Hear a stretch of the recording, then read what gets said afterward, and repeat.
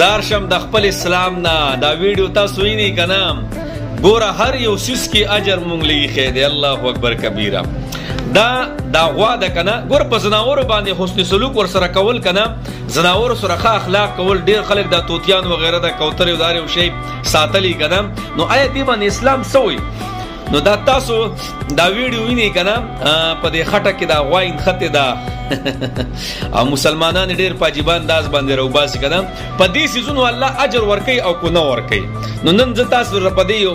مختصر شانتي ویډیو کومه احادیث مبارکو کی راضی چې ونه کا خزوا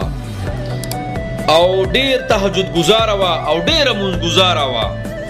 خو پښوی بند کو پښو په کوټه کې او پښوی داسې بند کو کنه چې ولګ او تند په تیرې دا چې د دې د وجه نه پاغه پښو باندې مرګ رااله. الله دا زنه مخه دا حدیث مبارکو کې شته نبی صلی الله علیه وسلم شام ورک مفهوم دی او ډیر نه کا خزوا خو په یو زناور باندې ظلم وکړو الله جل شانه دغه ظلم بدله ولا څور کړه چې دغه خزه جهنم ته ورته ولا یعنی د یو پښو په وجه باندې الله جل شانه دغه خزه د جهنم فیصله وکړه او بل خزه ډیره بدکاره خزه وا امو چې پښتو کې وای پلیته خزه وا او روانه په لار باندې ایو سپه د کوی په غاړه باندې دا جبه رئیس دی وا زاشم د خپل اسلام نه او جبه رئیس دی وا او دا کوی په غاړه باندې بتاویدو او دا سي جبه به وخلا شام مبارک مفهوم دا سي دی جبه به دا سي وخلا مطلب دا چې دا اوبه ملګي وسکل ډیر تند راغستو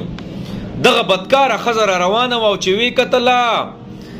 چې دا سپیده او تګې شوی دی نو خپل موزه نه موزه اگر وباسي اپا ټیم کې ګلو پټاو کورسو هغه ورخته کوي کویتا او لګي وبره وباسي او هغه سپیله ور کوي او هغه سپه په جب باندې هغه وبس کی او دغه سپه مور شو. الله جل شانو ته دا عمل دومره خستراله چې الله جل شانو دغه بدکار خزه سچلو کو الله مغفرت وکړو او جنت ته داخله کړه او بل نه که خزم د پښو پوج الله جهنم ته غرزولا. نو تاسو ته مې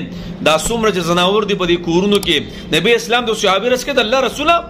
بل بهایم اجرن دا کم چې بهایم دی او دا کم دا درن پرن چرین دی وغیرہ یو قسم لا پدې کې مل موږ د پاره اجر کې نبی رسول الله ته فرمای او پدې کې هم الله جل شانو سده تاسو د پاره اجر کې یو ځکه د سور بل کولته میګان وغیرہ ارشاد مبارک مفهوم دا سره کنه نبی رسول الله من کړل په بل موقع باندې یو مرغی دا او ډیر ټوپونه وای په دې صحابه باندې داس زی او راضی ټوپونه به داسې وای او داسې عملی په کوي نبی اسلام فرمایي څه چللې شابه دا پرې دی دا وای مور دا بچي ولې قسم لرانی ولو ارشاد مبارک مفهوم دا سره خام نو غرض مدال جناب دا څومره زناور چې دي کنه دا هم د الله مخلوق ته یوازې په انسان باندې نه چې انسان سره خېګړه وکي. زما اسلام ډېر عجیب مذهب دی یقینیت ډېر عجیب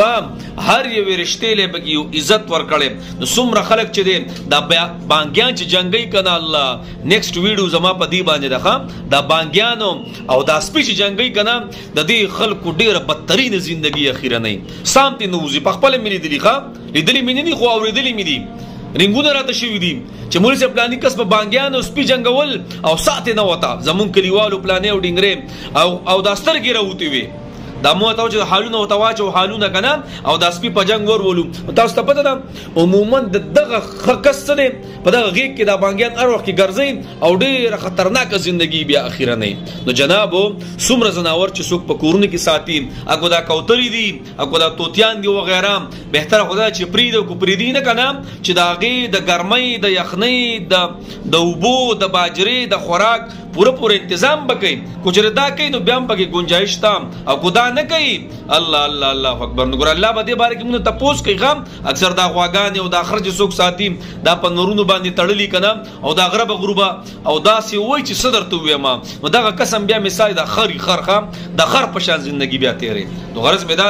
دا څومره زناور چې دي کنه دا د الله مخلوق ته حدیث مبارکو کې راځي تاسو پزما کول رحم وکي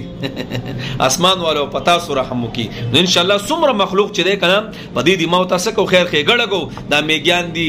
څوک ولا کیکونه ورته واچوي څوک څو اسوم زناور دي سپی دي وغیرہ کنه نو دا سم روټي وته وراچوي خام پدې الله جل شانو بهترین اجرونه ورکي او کونه نو ګوره پدې د جهنم فیصله شوی دي پدې د جنت فیصله شوی دي